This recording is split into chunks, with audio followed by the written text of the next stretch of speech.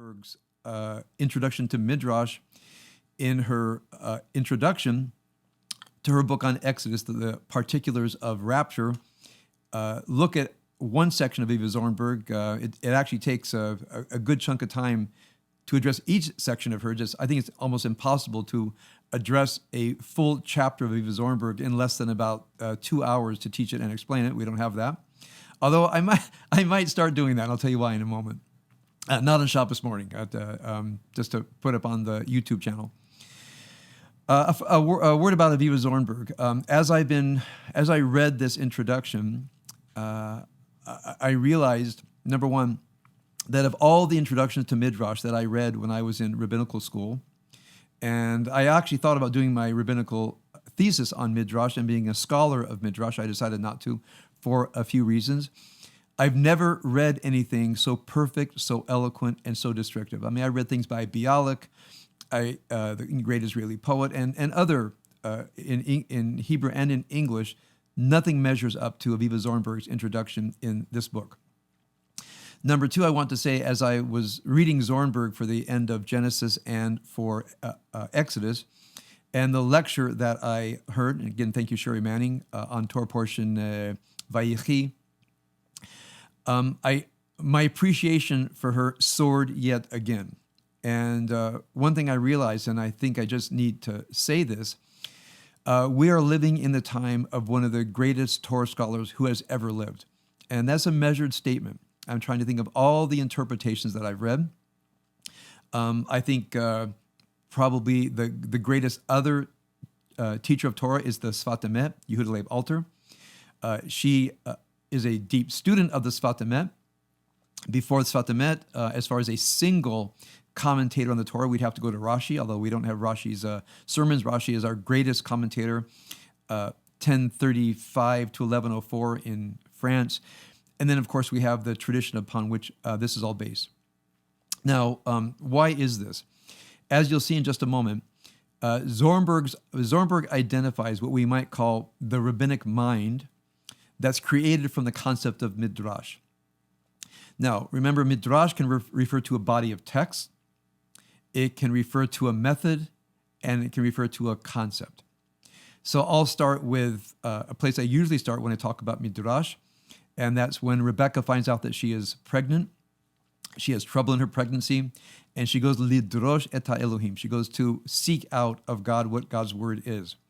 There are other times in the Bible where the word lidrosh is used, but it's especially used to seek out God's meaning in one's life. Now, we don't use that term much anymore, although I do have a book here in Hebrew called Dorshei Adonai, those who seek out God. We have it in our liturgy. So one who is, we might call a seeker, a searcher would be a doresh, but we have to put a word after it, Dorshei Emet, the seekers of truth. Dorshei Shalom, the seekers of peace. And here we have, of course, Dorshei Torah, the seekers of Torah, and Dorshei Adonai, or Dorshei Elohim. Lidrosh is to seek. It also can mean pursue, but here it means seek, as in a deeper meaning. When the Bible was canonized sometime, let's say in the 400s BCE, there clearly was a body of commentary because the 5 books of Moses became the canonized law, as it were. The word Torah does not mean law, as most of you know. It's from the word lehorot, which means to instruct or guide. But it was known as containing that which would be the operating law in the reconstituted kingdom of Judah, which was, of course, permitted and encouraged by the Persians once they conquered the Babylonians. However, when you look at the laws in what we call the Torah, remember the word Torah exists long before the 5 books of Moses were called the Torah. At some point in history, we don't know when, the word Torah was applied to the 5 books of Moses. So it's technically Chamisha Chumshei Moshe, the 5 books of Moses, even though they're clearly not written by Moses. So we don't know who put it together, who called it Torah Moshe, who called it the 5 books of Moses, and how this became the Torah. That was a decision that we don't know in history who, what, where. I think we know why. Sometime in the 5th, 4th, 3rd centuries BCE. And what we assume is whenever there was any kind of law, for example, the Ten Commandments, Torah portion, Mishpatim, other places, there had to be a commentary to bring it up to date, meaning how to actually apply the law in the reconstituted kingdom of Judah. Now, as they began to explain the law, something very peculiar happened, which is the core of. Actually, I had a page brought up and I just accidentally touched my screen, which is the core of. Hold on a second. Of what I'll call the rabbinic mind and the work of Avivah Zornberg. And here's the idea. Just as Rebecca went out to seek the meaning of the trouble in her pregnancy, and she went to Doresh, Lidrosh of God, Midrash came to mean seeking out the deeper meaning of the text. So not just commentary, meaning explaining what a law meant and applying it to today. It was the idea of seeking out. And something quite remarkable happened. There was, again, some decision, we don't know when, where, who, or maybe even why. A decision was made that while the canonical text, meaning the words of the 5 books of Moses, were fixed, the meaning wasn't. So the diligent students of Torah, by diligent I mean they knew the Hebrew language, they understand the intertextuality of the Bible, meaning some verses here refer to verses there, and they began to use their imagination. I think they looked into themselves, they looked into the text, and they felt that they were not just to seek what was the written Torah, but was embedded inside the text. And the only way you can see what's embedded within the text is to read with your soul. Which is why when I discuss my scheme of wisdom work, virtue is mastering virtuous interpersonal communication. I use rationality to help us think about our lives well and not think from a biased, self-centered narrative. I use applied wisdom for the regulation of the inner life and sometimes the deep regulation of the inner life. And then I use depth as the discipline of connecting with the soul, which is the foundation for me of all wisdom work. So people say, well, how do I enter my depth? Judaism has a particular path. It's not the only path, but it is clearly the Jewish path, which is the depth interpretation of text. So when this decision was made that there is an inner life inside the Torah, that set up the paradigm of what it means to live a life of depth, at least one of them. I'm putting aside meditation. I'm putting aside prayer for the moment. This became one of our dominant ways to enter one's own depths, was to go inside the depths of the text.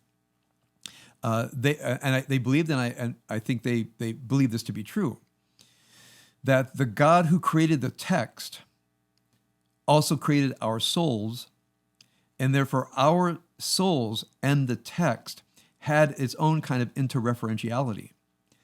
So when we brought our souls present, when we study the text, it's as if we became conscious of what's happening in our souls and conscious of what's happening in the depth of the text. Now, what this did is it opened up that there are many, many interpretations of what's happening in the depth of the text. Although the text is fixed and canonized, Midrash was completely open. So there was a time, I'm going to say this probably began 2nd century, 1st century BCE, all the way into the 1st, 2nd, 3rd, 4th century CE, where people sat, they had the text in front of them, and people shared their depth interpretation. After a while, Midrash turned into a method. I'm going to talk about that maybe today, maybe another time. There came to be a certain way of doing Midrash. So a Midrash is, again, not just a line from the Agadah, from the Jewish narratival tradition, but it's both a concept, remember, an idea that we can read the depths of the text, that the text is fixed, the meaning is not fixed, the meaning is pluralistic, the meaning is not monochromatic. There are many shades and colors in there, and we need great people of soul and masters of the languages to bring out those deeper meanings. After a while, there came to be classic treatments of a given Torah portion And now we had a new canonical text called the Midrash. So when we study the Midrash, is the result of centuries of play in the text, to the point that people began to memorize certain interpretations that simply became canonical. One example I can give is, as far as I understand jazz, jazz began in, maybe some kind of chord progression with a few different instruments. But at a certain point, people were supposed to play, meaning not knowing what comes next and riffing off of each other and finding the depths of music. But after a while, people say, well, could you play that again? And they would say, I don't know what I just played. We were just, our souls were in sync with each other. We got into the music, and that's what came out. Well, after a while, people wanted a recording of a given piece of jazz. People wanted someone to play the same thing over again. And that, in one way, it almost violates what I understand jazz to be, which is a certain kind of riffing on the depths of the music that had a certain modality, just as Midrash has a modality. But then people say, well, we want to learn jazz, but we want to learn jazz by how you did it. And so you have this odd thing that something which was essentially play became fixed, so that other people could play jazz or play in the depths of music, because someone, as it were, taught them how to play inside of music. Well, the canonization of Midrash is the same thing. Some interpretations were understood by everybody to be a masterpiece of interpretation. Those became memorized, eventually, after centuries, written down, so that we could follow them, go into not only the depths of the text, the depths of the Midrash, and then from that, do our own kind of Midrash, which is what Avivah Zornberg does. So Avivah Zornberg has entered into the finite text of the Torah with an infinite path of seeking out meaning. And I'll be reading a few lines from her introduction in just a moment, so that then she can do her own Midrash. So Avivah Zornberg is not teaching Midrash, she's using Midrash, including all the later strata of Midrash, in order to produce her body of work. Just a few more introductory words on Midrash. Several sets of Midrash became canonized. One is Midrash Rabbah, the great Midrash. And by the way, it's a 10-volume text. Text looks like this. You can find it online if you put in your browser Sansino Midrash. Someone has reproduced this, digitized this text, put it online, or you can go ahead and get the 9 volumes. There's another great set that Zornberg refers to often, Midrash Tanchuma. Again, just like it sounds, Tanchuma. By the way, you'll find this all on the website Sfaria. There's a special Midrash on Exodus called the Mechilta, so I can rattle off many, many names of Midrash. You'll find them all under the label Midrash on the finest website to study Jewish text, which is Sfaria. So not only was there the Midrash Rabbah, there were many, many other texts.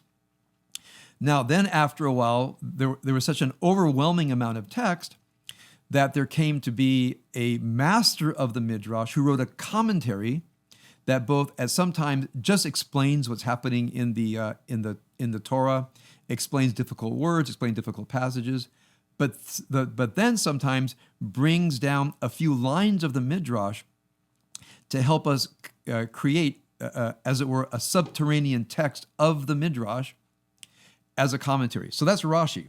And I brought out here, if you ever want to study Rashi, this is called the Metsuda Chumash Rashi, that has the text of the Torah translated into English, and then the text of Rashi on one side and the English on the other.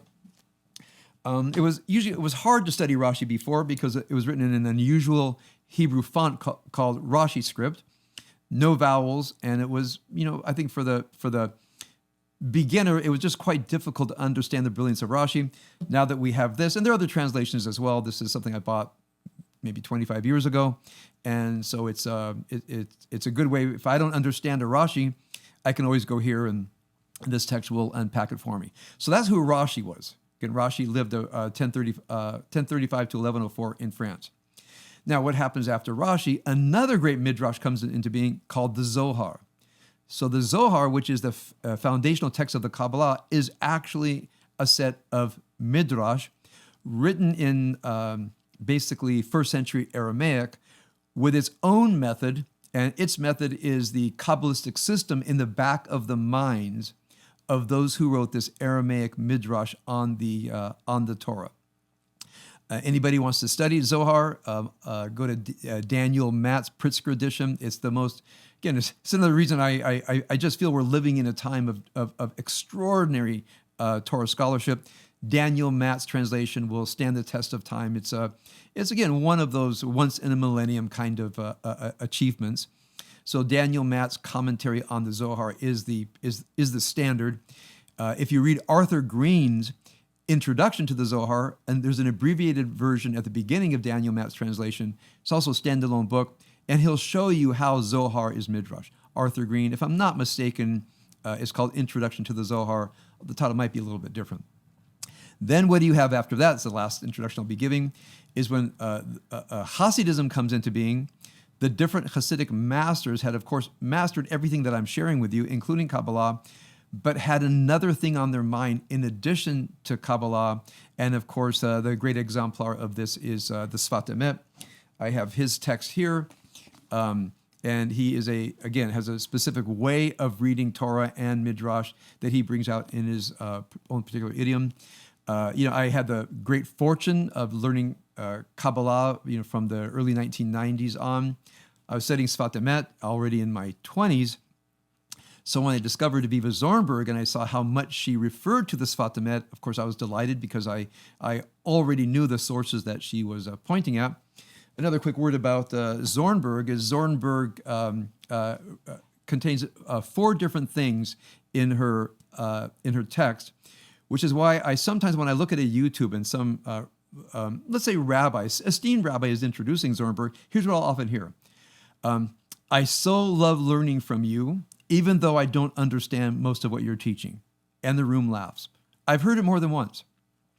I've heard very knowledgeable, educated people say, she's just too dense. She's hard to read, which is why I think I might just put up some YouTubes on how to read Avivah Zornberg. So what are the 4 things she has going on? One of them is she's, by the way, how do I know this? When I began teaching her book, again, more than 20 years ago, the one on on Genesis, I was in Jerusalem. I actually reached out to her and I said, I want to make sure I'm teaching you correctly. So we had a 2-hour lunch together. I explained how I was teaching. She said, yeah, you got it. Bullseye. And we had a great, great discussion. And, there were times when she came to Los Angeles to speak at a major synagogue. She came to Orator for free. Really beautiful, generous, a genuine article. When I was in Israel, I heard her speak at Pardes and other places. So, she's the real thing, and she's the greatest Torah scholar alive today, and I think in our century and maybe even a bit beyond that.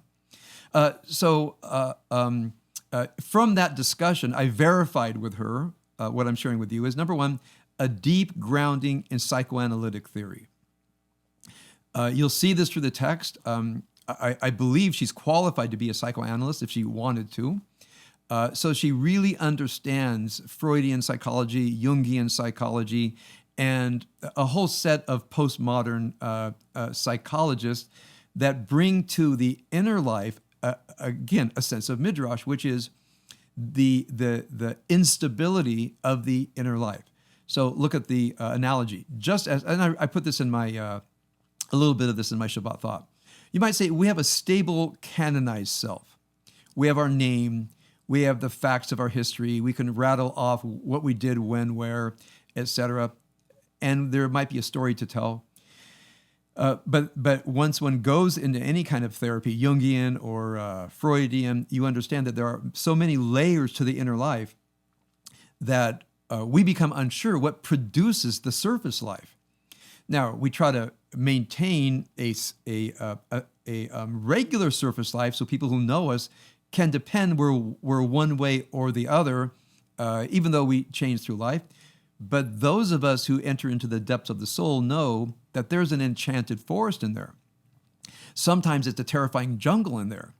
So when you master psychoanalytic theory, you understand the nature of the shadow of the human being, which is exactly what the Midrash brings to the Torah. In fact, I've heard people say that the Midrash is the people of Israel psychoanalyzing the Torah. So she's a master of psychoanalytic theory.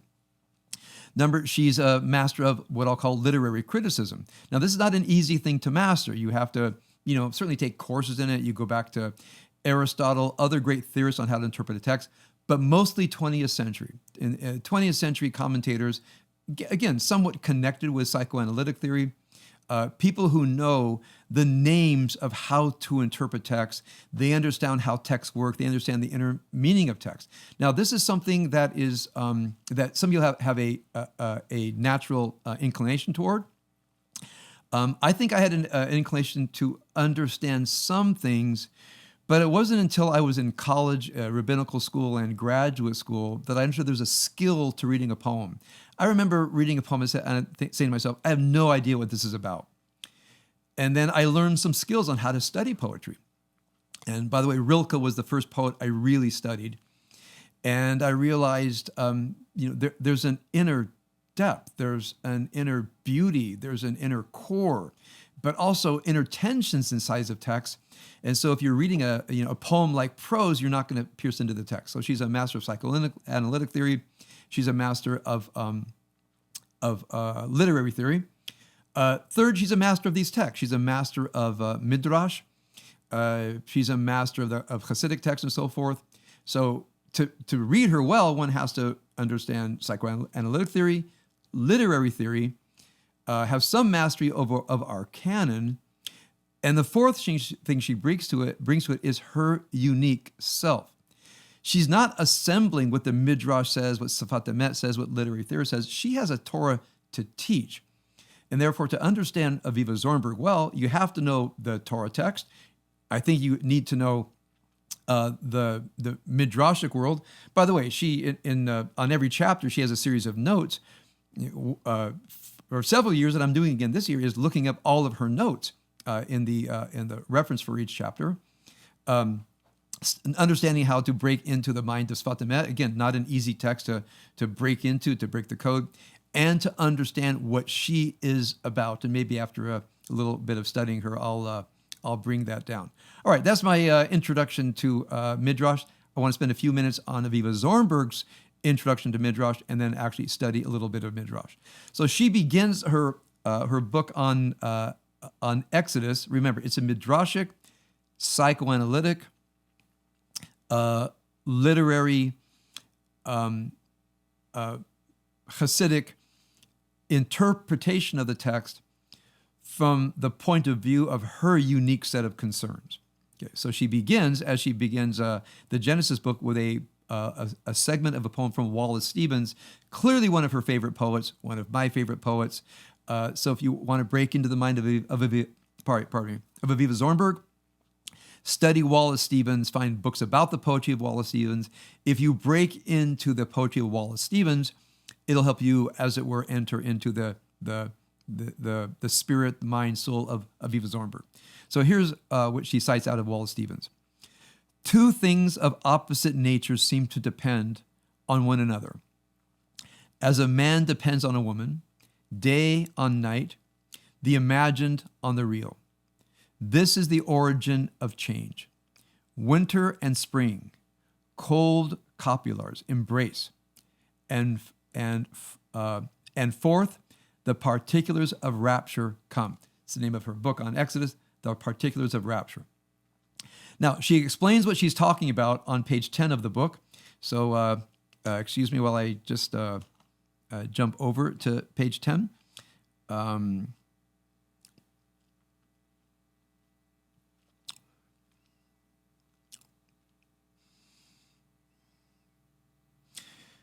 I'll read a little bit of what she has before this. She says, I'm reading from Zornberg now. Ultimately, conscious and unconscious layers of meaning inform one another. The written and oral Torah are not separated by an impermeable wall. The conscious level alone, the written text, with its plain meaning, The undifferentiated history of Israelite people in the wilderness would provide a sterile version of the Exodus. It is the interplay of conscious and unconscious motifs that makes for the grand narrative, which is capable of providing the matrix within future narratives can take shape. So there's the sterile, as it were, official narrative in the text. And then there's the Midrash, which uncovers the deeper meaning inside the text. By the way, I have a greater awe than I think she does with reading what is called just the text itself, because as you know, I think it is just the Bible by itself. Many of the narratives have a great archetypal philosophic dimension. Avivah Zornberg began studying Torah with Midrash. So she admits in this chapter, she says, what she calls a naive understanding that Midrash is the way to read the Torah. So I find myself balanced between the official text, which I don't find as sterile, but I'll defer to Avivah Zornberg that once one says this text is not what the text means. The text is not what the text means. The meaning is the unconscious of the text, and the Midrashic method takes us there. Now she's referring to her citation from Wallace Stevens. The particulars of rapture, in Wallace Stevens' phrase, can only evolve where two things of opposite natures depend. So what are the two things of opposite nature? The fixed text and the unconscious interior of the text. Now, why does she like this phrase, two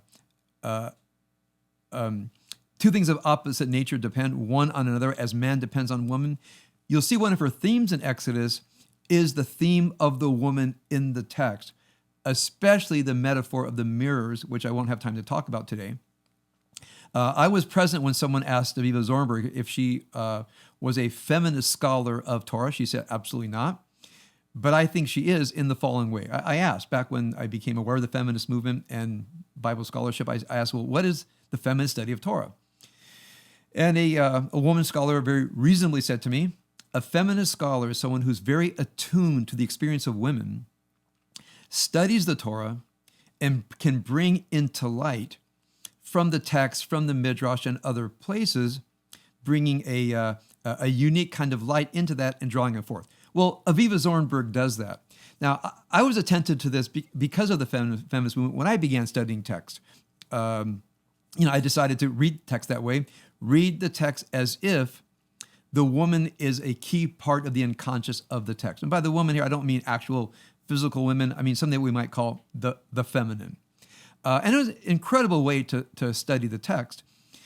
So I do believe when she says man and woman, she's using them as archetypes, not actually physical gendered men and women, but rather the archetype of the heroic man, see the heroic version of the Torah, the warrior, and the archetype of the woman of spirit, as it were, inside the home of the text, inside the hearth, the fire of the text. So you don't have to agree with these archetypal images, but when she says, as man depends on woman, you'll see that she actually brings that to bear throughout the text. Then it says day on night, Wallace Stevens. The day is the official canonized text of Torah. Night is the obscure inner dimension of Torah. And again, we have to go out into the uncharted night of the text to bring out the meaning of the text. Stephen says, the imagined on the real. Well, we might say the real is there's a canonized text. You can look it up. But the imagined is the rabbinic imagination going into the text and not asking, what does the text mean, but what meanings can the text bear? And I mean bear as in bury a huge load. Now, any good interpretation or midrash does have a connection with the text, which means it doesn't mean anything you want. There is the reality of the text. So imagination depends on reality, or you might say imagination is mined from the surface of reality. So Wallace Stevens says the imagine on the real. This is the origin of change, winter and spring. I don't want to push the metaphor too hard, but winter might be the frozen ground, things in stasis, and the spring is when everything begins to bloom into life. I don't know what cold copulars mean, but the copula is the word is, which connects the one part of a sentence to the next, the subject to the predicate. So I think of winter. When winter ends, it's still cold. When spring comes in, it's still cold. So the cold copulars, as it were, winter and spring together, birth what happens in the spring. Winter and spring, cold copulars embrace. And forth, the particulars of rapture come. And this, of course, is her definite meaning of Midrash, is the particulars of rapture, meaning the number one, the text of the Midrash, which is phenomenal in itself, but the way that the text of the Midrash, as it were, licenses all the future teachers of Torah, and I include myself, again, I've shared many times, to be the beneficiary of the deep scholarly and imaginative labor of so many generations before us. When I went to rabbinical school, I had no idea what was waiting for me. I'm very glad my Hebrew became good early, as did my Aramaic. So I had the linguistic tools to decode the text. When Professor Louis Barth introduced me to the world of Midrash, and then I went off on my own. The idea of the particulars of rapture is a very apt phrase. One cannot even imagine the rapture when one comes across that one Midrashic line. Now, I just want to say a word about that. Move on to Zornberg. There were times in my life when I read on a given parsha the entire Midrash Rabbah on that parsha, which can be, sometimes dozens of pages, even 100 pages. And then I'd read the Midrash Tanchuma. And for Exodus, I'd read the Mechilta. And on Leviticus, I'd read the Sifrei. And Numbers, I'd read the Sifra. So I read the Rabbas, I read the other Midrashim, and in the early days of our Torah, I felt, well, I'm not licensed to teach if I haven't studied the Midrash, the entire Midrash on every parsha before I taught. This is my own particular mishugas. And then I would, I'd study from Sunday till Friday, and I would have ingested all of this. And then I relied on my soul to put it all together for me, and I'd come on Shabbos and I'd just let her speak. And that was my method for many years. It's still somewhat my method today.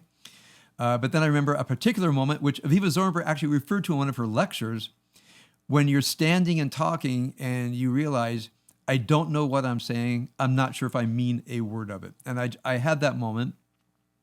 And I said to everybody, I'm having a moment. I don't know what I'm saying. Don't know if I mean it. Everybody, chuckled and said, okay, we're not running from the room. And I sat and reset.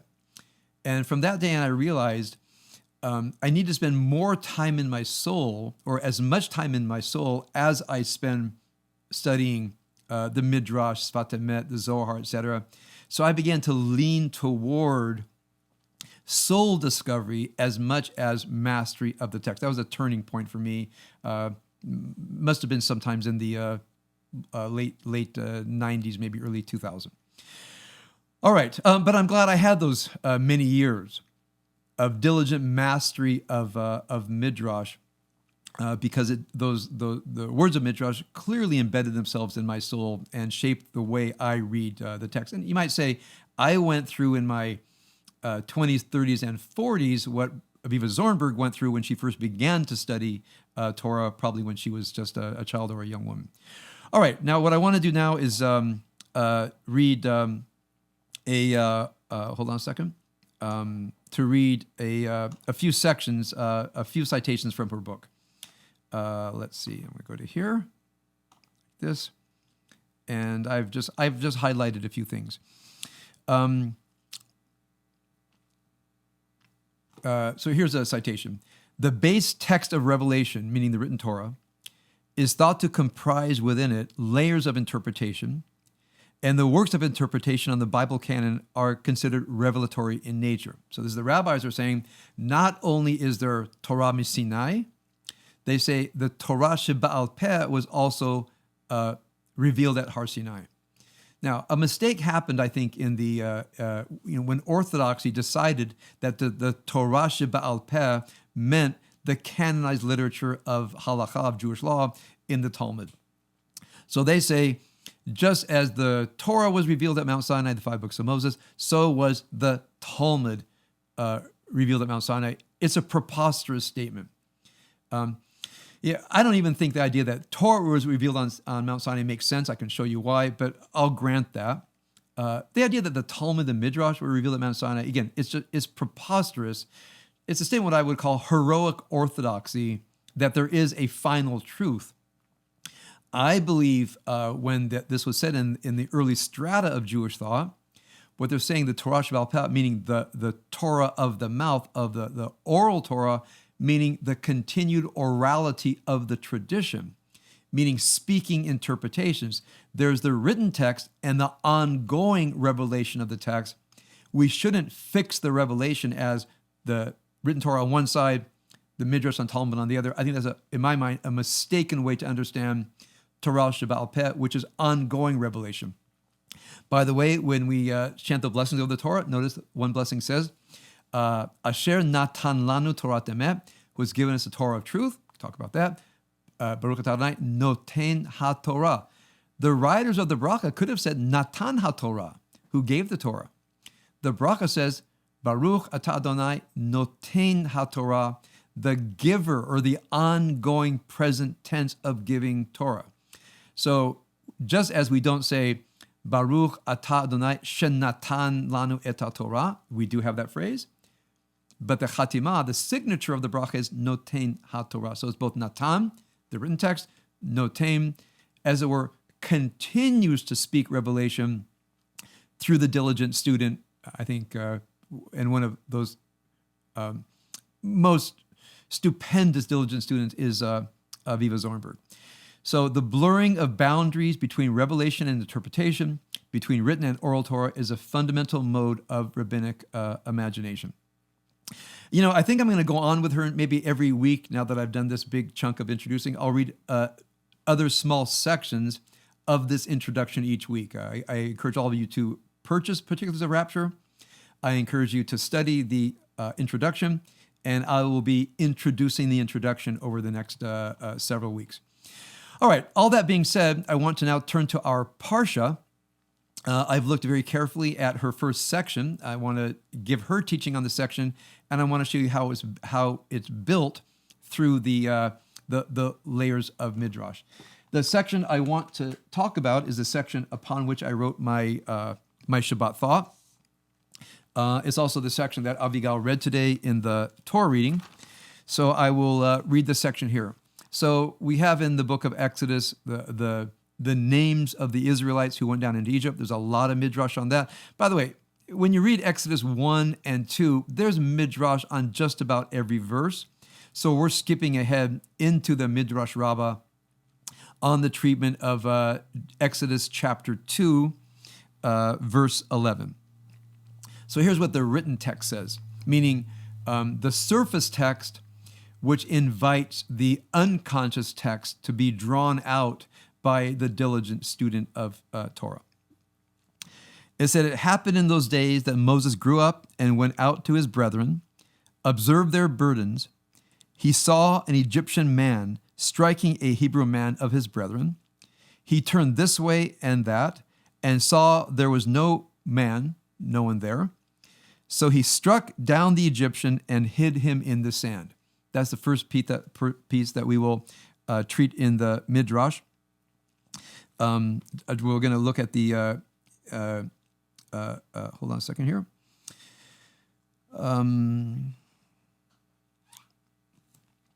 Okay, so what are some parts of the Midrash? Now, I'm sharing this because this is where Avivah Zornberg, clearly not in the Sonsino edition, she has the Hebrew in front of her and the Hebrew.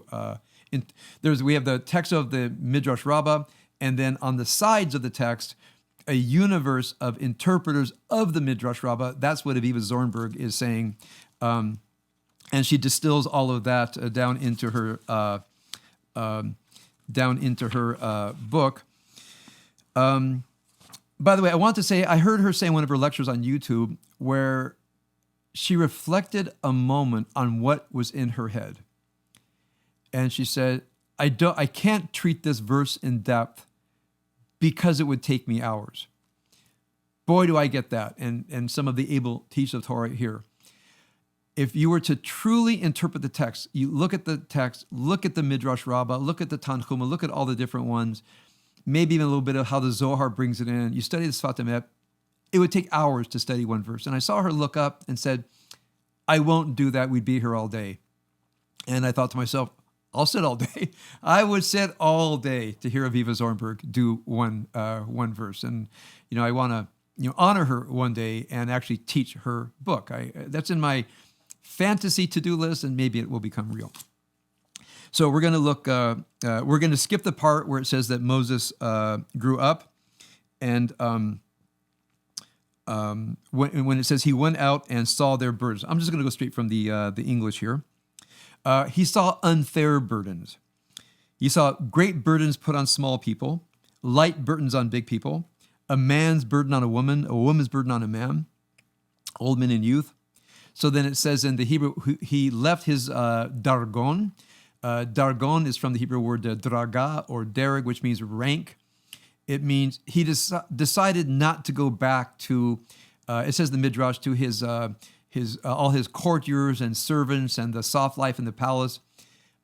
In the Midrash, when he sees their burdens, there's a month-long pause in the text where he starts going out every day and helping straighten this out. He says, look, you should carry this. You should carry this. Let me help you with this. So he's out there every single day, number one, helping people with their burdens and then managing them. Now, he's afraid that Pharaoh will find out that he's out there managing slaves. So he says to Pharaoh, it's not very efficient what's happening out there. We could make the slavery thing a lot more efficient if you let me handle it. Pharaoh says, that sounds great. Go ahead and do it. So in the Midrash, Moses goes to Pharaoh, gets permission, and reorganizes slavery so that the burdens are shared more equally. So when it says he saw their burdens, on one hand, the word see means to empathize. And the Midrash focuses on this, as does Avivah Zornberg. First of all, he allowed himself to feel what he was seeing. You can see somebody carrying a burden and not feel empathy. You can see someone carrying a burden and say, wow, I really want to help that person. They shouldn't have to carry that burden alone. So Moses, number one, he sees the burden. He empathetically sees the burden. He then, with his intelligence, sees what to do about the burden. And there's one further idea of seeing that's going to come up is he sees what galut, what exile means in this section here. Secondly, he saw their burdens. Here he goes to Pharaoh and says, just like animals need rest, these people actually need rest. You'll get more work out of them if you give them 1 day of rest. Pharaoh says, do whatever you want. You're doing great with this organizing the work thing. So Moses comes back and says, I just got the Sabbath for you.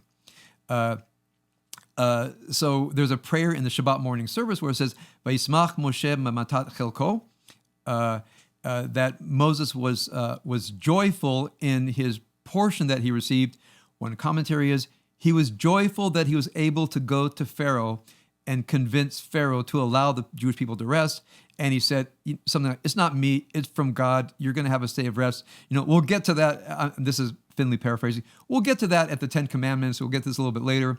But from now, God wills that you should be treated as human beings. I'll get as much done as that as possible. Now, this is the Midrash taking, he saw their burdens. Midrash saying, pause. They took that little word and created an entire world of events focusing on the word ra'ah. Saw their burdens, understood their burdens, saw what to do about it, and saw the nature of exile and saw the nature of redemption with this word to see. I'm going to skip some of this about, okay, now the next phrase is, this will be very familiar to some of you, when it says, he saw an Egyptian man striking a Hebrew man of his brethren. Now, the Midrash then comes in and says, what did he actually see? This is a Midrash you've heard us share before. Now, the text does not say that the Egyptian was a taskmaster, but the Midrash says he was. that they used to go in the mornings and rouse the Israelites, the captains of the Israelites, to come out and go get their, as it were, he like a head manager, go get the rest of the slaves. So he roused one of the Hebrews, Datan, who plays a role in the rebellion of Korach. He gets him out of his house. The taskmaster then rapes his wife. Datan comes home, and the Egyptian knows he's been caught out, and he wants to kill the Israelite. Now, all the text says, the Bible says, is there was an Egyptian man beating a Hebrew man. The Midrash fills in, this was Datan, whom we meet later in the Torah and later in this narrative. The woman was named Shlomit, and the Egyptian both raped her and impregnated her. I'll say a word about that in just a moment. So what does Moses do? He feels this great, again, in the Midrash, it explains why he killed the Egyptian man. He felt this profound identity with his people. That incident between the Egyptian, in the Midrash, taskmaster and the Hebrew man was indicative all of slavery. So in killing the Egyptian, this is what I wrote in my Shabbat thought, he turned sides. He chose a side. And for me, that's a very deep thing of what it means in some complex situation where there's something moral at stake. People say, well, I understand this side, I understand that side. Like, I can see both sides. And then you say, yeah, but can you see what to do? Because even though both sides have a claim, this has to get resolved somehow. And some people can say, well, I don't get involved. I see both sides. That's enough for me. Moses sees and says, going back to the first Ra'ah, seeing is, I actually have to do something. So what he does here is he saves the Israelite, kills the Egyptian, you might say, foretelling everything that is soon to come. How does this go back to Avigal's Torah portion? Very briefly. Shlomit, again, according to the Midrash, bears a son from that Egyptian, which is why in Torah portion Emor, chapter 34, I'll go ahead and read out loud to you. Now, by the way, you won't find these connections in the written text of the Torah. You'll only find them in the at the Midrashic level. So one thing the Midrash tries to do, it tries to understand Leviticus chapter 24. Chapter 24, verse 10. The son of an Israelite woman went out. He was the son of an Egyptian man.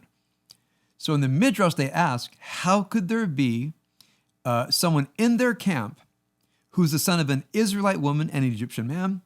The rabbis of the Midrash say, this is the son of the Egyptian taskmaster and the woman he raped, Shlomit. And they fought in the camp. So this is the son of the Israelite. There was a fight in the camp. Then it says the son of an Israelite woman. On one side, Egyptian man, Israelite woman, and an Israelite man. There was a fight. The son of the Israelite woman cursed God's name. They brought him to Moses. What's the rule of the blasphemer? Well, we know that the rule of blasphemy is to be put to death. The question is he subject to Israelite law since his father's not an Israelite? That seemed to be the question. Moses says, put him in custody.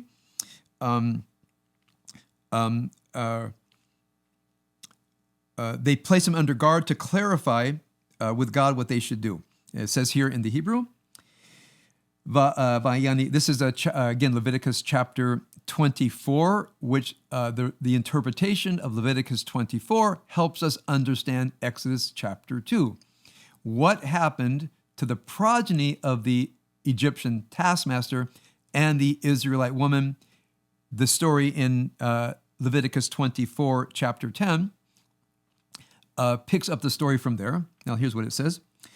Vayanichuhu b'mishmar, they put him in the stockade, lifrosh lehem al pi Adonai, to inquire, to understand. Here we have the word lifrosh, means to analyze and answer what God's word would be. God finally says to put the blasphemer to death. Now, I just want to say a quick word about Avigal's Dvar Torah. Avigal, I hope you don't mind. This is tragic because, and again, I can't go into it today, but in the Midrash on Leviticus chapter 24, it's a scandal. Because although he was the son of an Israelite woman, he was the son of an Egyptian man, and therefore he didn't belong to any tribe. So when all the Israelites are bidden to line up according to their tribes, he didn't have a tribe to line up to. And he said, how am I supposed to get into a tribe? Because every tribe they went to said, get out of here. You're the son of an Egyptian man. And when this law was brought to Moses, you see this in the Midrash, there was an understanding of the profound unfairness of the situation. I oftentimes think about Hegel here, that every, we'll say, law eventually finds its own tension. So the law that sets down the tribes, we don't know what to do with the non-Jew, as it were. And you'll see that one part of rabbinic law, as it developed, was to clarify the status that when a non-Jew becomes Jewish, they officially join the tribe of Judah. They are Yehudim. You have the Kohanim, the Leviim, the Yehudim, which means Jew, but it also means from the tribe of Judah. Now, if Moses and God had worked this out better into the future, they would have said, go with the tribe of Judah. By the way, we're all Judeans now. All the other tribes, we don't know who's who. We only have 3 tribes left, the Cohens, the Levites, and the Jews, the Yehudim, the Judeans. The rest of us are Judeans, whether you're born Jewish, born of a non-Jewish father, a Jewish mother, whether you convert to Judaism, doesn't matter. We're all Yehudim. We're all of the tribe of Judah. But that's a later development in Jewish law. And if I just want to say, if I remember your Dvar Torah correctly, Abigail wrote this when she was in 8th grade. And she commented on, one of the cruelties of middle school is cliques, and how students are kept out of cliques and they suffer from this alienated identity. I'm not worthy, I'm not understood, I'm not seen, I'm not prized. And this idea that you don't belong here, you don't belong anywhere, can create an inner sense of a stained identity. And then, of course, we have this man in the Parsha, in Leviticus, cursing God as a way of saying what? This law you have, this Torah Tamimah, this whole and righteous and perfect law, look what it did to me. Now that's in the subterranean text of Leviticus chapter 10, which the rabbis responded to, again, with their creation of the laws of Gerut, of becoming Jewish. Now, there's so much more to say on Torah portion and more. We won't do that today. We're going to stay with our parsha. Just a few more words on the Midrash on the parsha, and then a last very brief word on what Zornberg does with it. I'll bring the Midrash Rabbah back up. All right, so that's when he saw the Egyptian man. That's the Midrash gives us the background of the story in a brilliant way, connects it to Leviticus chapter 20, verses 10, and now we have this entire other dimension revealed to us. Now, I just want to emphasize the brilliance of connecting Exodus chapter 2, verse 12, to Leviticus chapter 24. Verses 10 and following. It's a brilliant move that brings out, you might say, the unconscious of the text, especially the unconscious of Leviticus chapter 24. Then the next day Moses goes out and he sees 2 Hebrew men fighting. He said to the wicked one, "Why would you strike your fellow?" The wicked one says, "Who put you in charge?" Moses then says, "Achen Noda Hadavar." Let me just make sure I have my, Achen Noda Hadavar. This will be my final comment of the morning. Well, so first of all, who was that Israelite that Moses saved? You'll have to go to the Torah portion Korach to see Datan and Aviram, 2 people who tried to overthrow Moses. Datan was the husband of Shlomit, although not the father of the Egyptian man. Moses saved him, and how do we know? If you look in verse 13 chapter 2, verse 13 in Exodus, where it says he saw two men fighting. He said, Vahine shnei anashim ivrim nitzim. Nitzim. So nitzim is translated as quarreling or fighting with each other. Okay, hold that, put a pin in the word nitzim. Now, here's the Midrash. Jumps over to Numbers chapter 26, where there's a new census, a census after the rebellion of Korach, where hundreds of people die. And then it tells us the lineage of Datan and Aviram, the same Datan and Aviram who were summoned for the showdown. And then it says, Hitzu al Moshe. Hitzu al Moshe quarreled, fought with Moses. You go to Numbers chapter 26, verse 9. Numbers 26, 9. Datan and Aviram are used with the word, I always want to make sure I get the word exactly right. Hitzu al Moshe. So we have the word hitzu there. We have the word nitzu, which means they were doing it to each other here. Evidence for the Midrashic mind that this was Datan. A whole world opens up here. I'll try to bring this together. So this is Datan and Aviram who were fighting with each other here in Exodus chapter 2. Moses puts a stop to it. Datan says, oh, you're going to come and judge us now? Well, who is Datan? Datan was the man whom Moses saved. Only Moses knew that an Egyptian taskmaster had raped his wife. Now, what did Datan do with this information? Now, again, here we have to use the kind of psychoanalytic method of the profound shame that Moses actually had to save him, had to fight off the Egyptian. The shame of what had happened to his wife, his inability to protect his wife. Again, this is our psychoanalytic projection onto the character of Datan. Therefore, what did he do? He could have said, I'm so grateful I wasn't able to fight the guy off. This is terrible. What should I do? What he does is he goes and says, hey, the guy Moses, he's a murderer. Look what Datan does. He is so, again, this is my language from my studies of shame.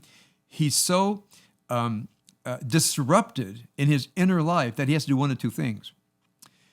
Humble himself before Moses and thank him, or kill Moses. And this is a standard theme in shame. People who cause you, trigger you, to experience your own shame, we need to annihilate them. That doesn't mean they did anything wrong. They might ask the most benign question imaginable, but the most benign question imaginable can trigger your shame wound. What a mature person does is hold the line, pause, go cry, and say, wow, that innocuous question just brought up my shame wound.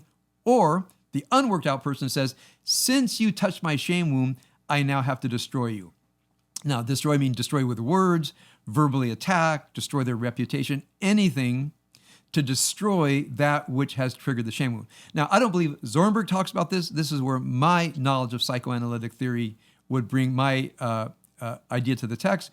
But depending on the fact that the rabbis of the Midrash identified the Hebrew man whom Moses had saved with Datan and Aviram, what did they do in Parshat Korach? They tried to overthrow Moses.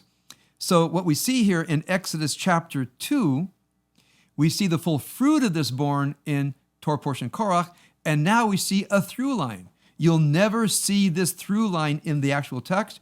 You have to go down into the Midrash and see the through line, and now you see there's a subterranean text that is a subterranean river, as it were, that's going straight through the Bible. Now, the last comment for today, Moses says, Achen noda ha-davar. The thing is known. Now, the simple meaning of the text, this guy Datan is a gossiper. He told everybody about me. I got to get out of town. That's the simple meaning of the text. The deeper meaning of the text is Moses says, these people are really in trouble. I wanted to cite the Sfat Emet for you. I don't have time today. When he says noda hadavar, is he suddenly understood that if Datan's response to being saved by Moses is to gossip about Moses, inform on Moses, to the point that it got to Pharaoh, And Pharaoh, you might say, did Datan's bidding of wanting to kill Moses, which is the next line. Moses says they're in slavery because somehow they're not ru'uim, they're not ready, they're not seemly, from the word ra'ah, for redemption. So the galut was not just, as it were, exile in Egypt, but the galut of the soul, of what happens when one is of inner alienation. And that's the ongoing theme of the Sfat Emet on Egypt. It's inner alienation, the inner alienation from the self, where we symptomize the inner alienation against ourselves and against other people. It's one of the reasons she loves Sfat Emet so much, is because Sfat Emet is already, as it were, using the Midrash in order to psychoanalyze the text and help us psychoanalyze ourselves and other people, in the general sense of breaking down the psyche of ourselves and other people. So what did Moses become aware of? Nodah hadavar. Simple text is, he became aware of the incident with the Egyptian is known. From a deeper level, Sfat Emet draws this out, as does Zornberg. That's the main theme of her first section on this Torah portion, is what it means to be lo ra'ui, what it means to be not ready for, not seemly for redemption, because galut has taken you over. And now the question is, how do you overcome the inner galut, the inner exile, in order that that any kind of physical redemption will actually grasp? And of course, the ongoing story in Torah is the people are so damaged by galut, you might say that their souls never experience redemption. We see this over and over again. And then it makes us look at ourselves. The last thing I'll say, when you read the Torah, when you read the Midrash, when you read Sfat Emet, when you read Zornberg, it's all about you. It's all about me. It's all about each other. It's all about the dibur, the word of God in exile in this world, this olam deshikar, this world of lies, this world of the distorted truth. It distorts us. It deforms us. And so we are like that Israelite man who, instead of having gratitude to Moses, wants Pharaoh to kill Moses. We look at the wayward parts of ourselves, and we have this consciousness. I'm in gullus. I'm in exile. I'm alienated from my authentic self. What do I do? So how do we redeem the Israelites from exile? That's our arch text. We redeem them by studying their narrative in Torah, Midrash, Sfat Emet, and Zornberg. The work of redemption is put in our hands, in our hearts, and we honor all of them by working toward our own redemption as human beings. All right.